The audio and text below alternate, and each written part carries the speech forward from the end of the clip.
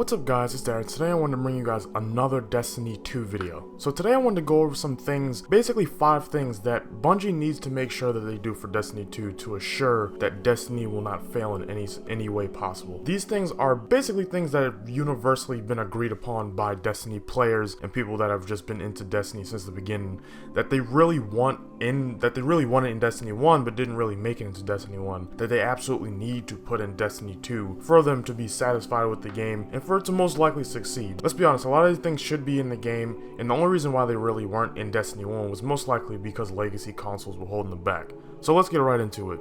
The first thing is that Destiny 2 needs to have 60 frames per second. 60 frames per second allows for enjoyable combat and experiences overall. Besides the fact that every FPS nowadays runs at 60 frames per second, the one thing you can make a case for that held back Destiny 1 was the lack of 60 frames per second. I know every now and then when I play Destiny 1, I catch myself saying, this would be so much better running at 60 frames. Games are just better in 60, and devs know that. Bungie knows that. One thing I will say that gives me hope of it definitely running in 60 is the fact that it will be on PC this time around. Never in my recent memory of gaming have I ever heard of a game where the dev decided not to optimize or allow a game to run at 60 FPS on PC. Couple that with the fact that Bungie is big on having aspects of their software and their games be universal across different platforms and in-game modes, we can most likely bet on it running at 60 frames per second across all platforms.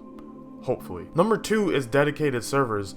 My fellow Crucible and Raiders will know full well why this is on the list. The countless times we've all collectively gotten the message contacting Destiny servers, or we've gotten hit with the error code Anteater or Weasel is beyond rage inducing, especially just as you're about to go to the lighthouse or put a rocket into Oryx's face toward the end of the raid only to be kicked back into orbit. Dedicated servers would fix almost all of these errors completely. Connection issues and lag and the dreaded matchmaking issues would be gone, and now that we have Destiny 2, this would most likely be fixed. I think most would even make the case that 60 frames per second maybe is put on the back burner just for better servers, since Destiny is very much online centric and relies on steady, enjoyable online experiences. Put all that money we gave to you from Eververse to use, Bungie. Please just use all of the money we gave you from Eververse. Number 3 is more customization.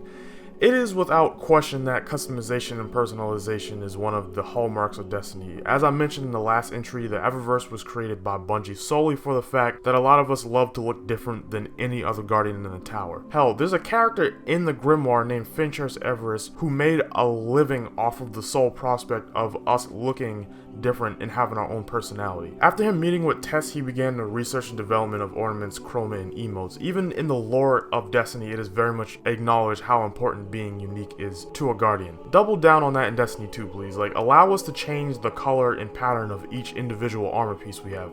Allow us to make our own type of shaders by the way of finding components and materials in Patrol. Let us customize our guns in a similar fashion. Most importantly, allow us to make our Guardians even more unique before we even start playing the game, giving us robust options for facial customization and stuff like that. Luckily for us, it seems like there will be a vast amount of options just based off the reveal trailer alone. But please, Bungie, don't dupe us. Oh yeah, and please just make beards a thing. That should have been in the first one anyway. Number 4 is story. I think this is one of the most obvious ones as well. The story of Destiny is very vast, intricate, and enthralling. However, most of the things that make it so aren't even in the game in the first place. The Grimoire is where you're going to find all of these very fascinating points of info about Destiny's lore. It's lacking so much in-game that channels on YouTube such as Mylan Games and My Name is Bife have emerged and have been wildly successful because they're doing Bungie's job on the side of storytelling for Destiny. As a lot of us know, Destiny 1 went through development hell midway through, and this is what apparently led to a much softer, more scarce presence when it came to lore and storytelling in-game. This time around, they've had the same team after the launch of Destiny, including storyboard directors and writers for a couple of years now. That, coupled with already established lore set in place just waiting to be told in amazing fashion, gives us a great amount for us to be hopeful for in terms of story for Destiny 2. Number 5 is one of the more important ones, and I definitely saved it for last because this is probably one of the more important ones.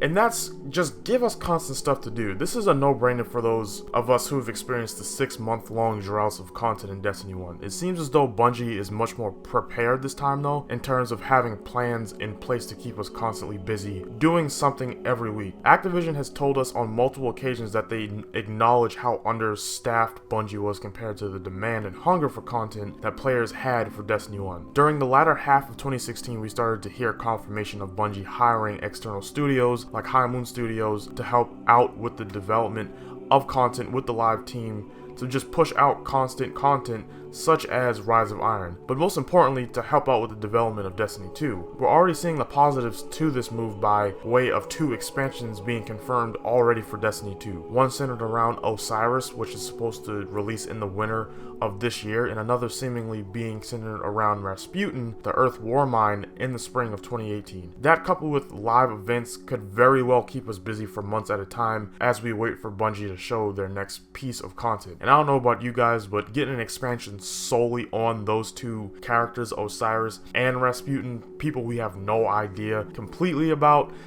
is very exciting. So yeah, those are 5 things I think Bungie needs to absolutely focus on and make happen for Destiny 2 for it not to fail.